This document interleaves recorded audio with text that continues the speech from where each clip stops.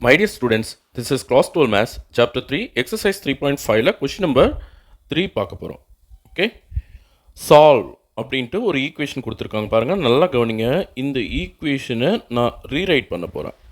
அதாவது எக்ஸோட பவர் 3/2nக்கு பதிலாக ஒரு சப்ஸ்டியூஷன் எடுக்க போகிறேன், ஈக்குவல் டு ஒய்ன்னு எடுத்துக்க போகிறேன். ஓகேவா? பட் இந்த ஈக்குவேஷனை ஃபஸ்ட்டு நம்ம இப்படி எழுதிக்கலாம் பாருங்கள். எக்ஸ் பவர் 3/2n மைனஸ் இந்த பவர் வந்து மைனஸாக இருக்குது, இங்கே பவர் வந்து ப்ளஸ்ஸாக இருக்குது, அது அப்படியே விட்டேன். பட் இந்த பவர் வந்து மைனஸில் இருக்கிறதுனால நான் என்ன பண்ணுறேன், இதை வந்து 1க்கு அடியில் எடுத்துக்கிறேன். அப்போ 1க்கு அடியில் எடுக்கும்போது பவர் பாசிட்டிவ் ஆகிடும். X power 3/2n equal to 63. Okay, இப்போ தான் இந்த சப்ஸ்டியூஷனை நான் 2 இடத்துல யூஸ் பண்ண போகிறேன். ஓகே, ஸோ எக்ஸ் பவர் 3/2nக்கு பதிலாக ஒய் போட்டுக்கலாம். அதே போல் இங்கே 8 × 1 8 தான், அப்போது 8/yn எழுதிக்கலாம். ஏன்னா x power 3/2n equal to y. கரெக்டாக? இந்த 63யும் நான் இந்த பக்கம் கொண்டு வந்துடுறேன். ஓகே, அப்போ -63 ஈக்குவல் டு 0. ஓகே, இப்போ நல்லா கவனிங்க. என்டையர் ஈக்குவேஷனை நான் ஒய்யால் மல்டிப்ளை பண்ணிக்கிறேன். அப்போ என்ன ஆகும்னா 8y² மைனஸ், இது நல்லா கவனிங்க, ஒய்க்கு ஒய் கேன்சல் ஆகிடும். அப்போ 8 மட்டும் நிற்கும். கரெக்டாக? 8 minus 63y equal to 0 × y 0 தான். ஓகேவா? ஸோ இந்த டேர்மை நான் மிடிலுக்கு எடுத்துக்கிறேன், நடுவில் எடுத்துக்கிறேன். 8y² minus 63y minus 8 equal to 0. இப்போ அழகாக ஒரு குவாட்ரேட்டிக் ஈக்குவேஷன் நம்ம கைக்கு கிடைக்குது. இப்போது ஃபஸ்ட் நம்பர் லாஸ்ட் நம்பர், அதாவது y² கோஎஃபிஷியன்ட் லாஸ்ட்டில் இருக்கிற கான்ஸ்டன்ட், இதுதான் ப்ராடக்ட் ஆஃப் த ரூட்ஸு. அப்போ ப்ராடக்ட் ஆஃப் த ரூட்ஸு என்னன்னா 8 × -8 64 -64. இப்போ சம் ஆஃப் த ரூட்ஸ் என்ன? -63. ஓகே, அப்போ 64 × 1, 64 எப்படி பிரிக்கலாம்? 64 × 1. பட் இதுக்கு மைனஸ் கொடுங்க, இதுக்கு ப்ளஸ் கொடுங்க. பட் முன்னாடி நம்பர், y² முன்னாடி நம்பர், ரெண்டுத்துக்கு அடியிலையும் நம்ம போடணும். 188, 8 8s are 64. இதை வந்து ஒன்றும் பண்ண முடியாது, அப்படியே வச்சுக்கலாம். அப்போ என்னோட 2 ஃபேக்டர்ஸ், y - 8ன்னு ஒரு ஃபேக்டர், அப்புறம் y + 1/8ன்னு இன்னொரு ஃபேக்டர் ஈக்குவல் டு 0. இது போல் எனக்கு 2 ஃபேக்டர்ஸ் கிடைக்குது. ஓகே, இப்போது y - 8 எங்கே வச்சுட்டு இந்த ஃபேக்டரை 0 கடையில் கொண்டு போனால் y - 8 ஈக்குவல் டு 0. அப்போ y ஈக்குவல் டு 8ன்னு ஒரு ஆன்சர் கிடைக்குது. அதே போல் y + 1/8 எங்கே வச்சுட்டோம்னா y + 1/8 equal to 0, y equal to -1/8 அப்படின்னு இன்னொரு ஆன்சர் கிடைக்குது. ஸோ இது போல் yக்கு எனக்கு 2 ஆன்சர் கிடைக்குது. பட் நமக்கு y தேவையில்லை இல்லையா? நமக்கு யார் தேவை? எக்ஸு தான் தேவை. இப்போ ஒய்க்கு என்ன சப்ஸ்டியூஷன் எடுத்திருக்கோம்?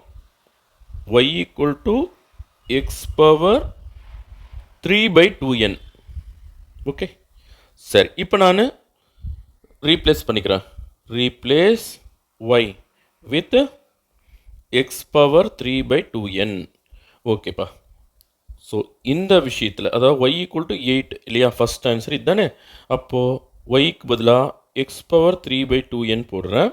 இந்த 8க்கு பதிலாக 2³ அப்படின்னு போட்டுக்கிறேன். புரியுதுங்களா? இப்போது இங்கே இன்னொரு கன்வர்ஷன் எடுக்க போகிறேன். எக்ஸ் பவர் 1/2n உள்ளே வச்சுக்கோங்க, அதுக்கு பவர் 3 போட்டுக்கோங்க, ஈக்குவல் டு 2/3. ஏன்னா இந்த பவர் சேமாக வர வச்சு இதை கட் பண்ணுறதுக்காக இந்த வேலை செஞ்சிட்டோம். அப்போது x power 1/2n equal to 2ன்னு கிடைக்குது. இந்த பவரை அப்படியே இந்த சைடுக்கு ஷிஃப்ட் பண்ணால் ரெசிப்ரோக்கல் ஆகிடும். அதாவது எக்ஸ் ஈக்குவல் டு 2^2n/2, அதை 2n எடுத்துக்கலாம். ஓகேவா? புரியுதுங்களா? அப்போது எக்ஸ் ஈக்குவல் டு இந்த 2ன்ற பவரை உள்ளே கொடுத்துட்டு n மேலே எடுத்துட்டோம்னா எக்ஸ் ஈக்குவல் டு 4^n அப்படின்னு ஒரு ஆன்சர் கிடைக்குது. ஓகே, y ஈக்குவல் டு -1/8ன்னு இன்னொரு ஆன்சர் வந்திருக்கு இல்லையா? ஸோ ஒய்க்கு பதிலாக திரும்ப நம்ம ரீப்ளேஸ் பண்ணிக்கலாம். எக்ஸ் பவர் 3/2n போடலாம், ஈக்குவல் டு -1/8. ஓகே, தென்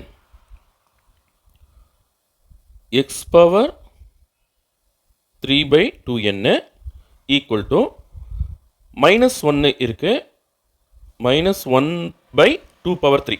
ஓகேவா? எக்ஸுக்கு பவர் 1/2n போட்டுண்டு அதுக்கு பவர் 3 போடுங்க.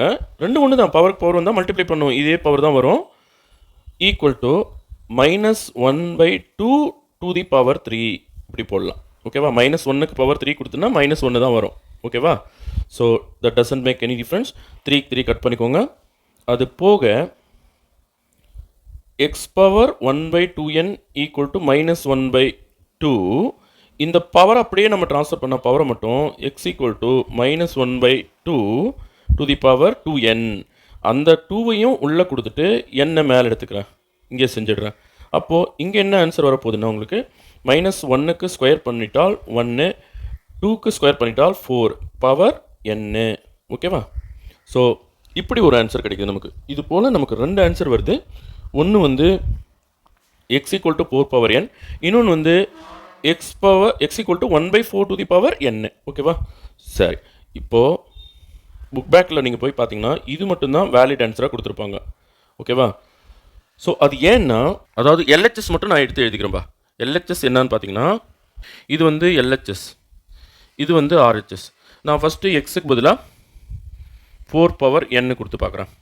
அப்போ என்ன ஆகுனா LHS equal to 8 into 4 power n தான் என்னோட எக்ஸு, அதுக்கு பவர் 3/2n. கரெக்டாக? மைனஸ் 8 இன்ட்டு இது 1 கடையில் எடுத்து பாசிட்டிவ் ஆக்கலாம். அதாவது எக்ஸினுடைய பவர் இங்கே பாசிட்டிவ் ஆகிடும் இல்லையா? எக்ஸுக்கு பதிலாக 4 பவர் n, அதுக்கு பவர் 3/2n பாசிட்டிவ் ஆக்கிறதுக்காக 1 கடையில் எடுத்துட்டோம். இதுதான் என்னோட எல்ஹெச்எஸ். ஈக்குவல் டு பாருங்கள், இந்த n கேன்சல் ஆகிடும்.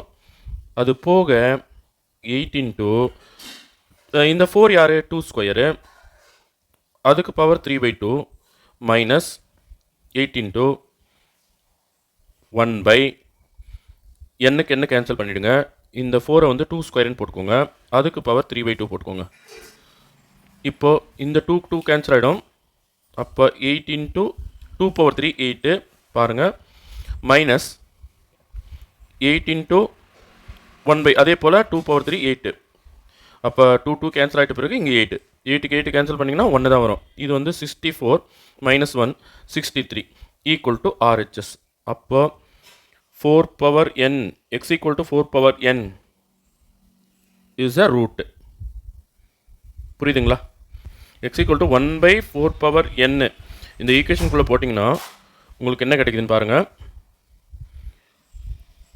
LHS equal to 8 into 1/2 power 2n, அதுக்கு பவர் 3/2n. இந்த 2nக்கு 2n அப்படியே கட் பண்ணிடுங்க. Minus 8 into 1/4 power n. அப்போ என்ன ஆகிடும்னா இது மேலே போயிடும், 4 பவர் n மேலே போயிடும். அதாவது எப்படி வரும்னா, இங்கே பாருங்கள் 8/8 1 மைனஸ் 64 ஈக்குவல் டு -63 வந்துடும். ஸோ இந்த ஆன்சர் வரக்கூடாது இல்லையா? ஸோ நம்ம கன்க்ளூட் பண்ணிடலாம். Therefore x equal to 4 power n is the only valid answer.